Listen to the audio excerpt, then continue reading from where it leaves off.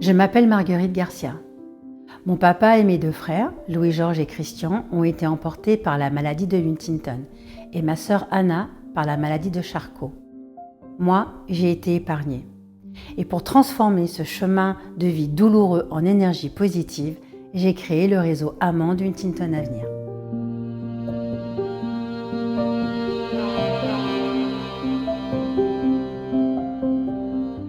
Depuis la création de l'association, il y a 30 ans, j'ai croisé des centaines de regards.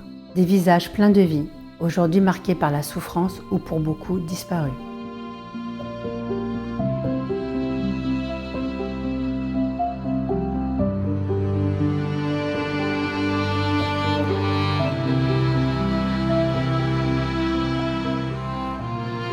La maladie de Huntington est une maladie neurodégénérative et incurable. Elle touche 9000 personnes en France et 45 000 personnes sont à risque. Elle se manifeste généralement à l'âge adulte, mais elle peut également toucher des enfants et des personnes âgées. C'est une maladie héréditaire. Elle détruit des familles entières, les plongeant dans un combat sans fin de génération en génération. Ces familles se sentent souvent perdues, seules, sans réponse claire, face à des structures publiques débordées. Elles se tournent alors vers nous, vers le réseau Amande Huntington Avenir. Nous informons, nous accompagnons, nous soulageons, mais nous ne guérissons pas, car à ce jour, l'issue est irrémédiable.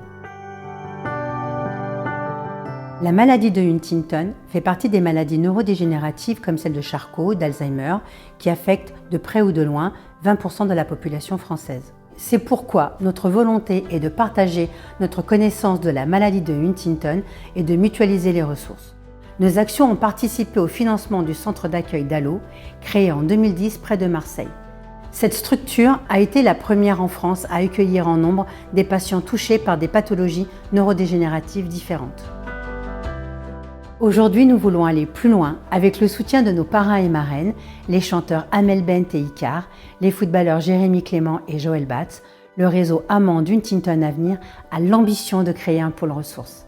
Un lieu unique qui centralise savoir, aide, accompagnement pour les malades et leurs aidants touchés par des pathologies neurodégénératives.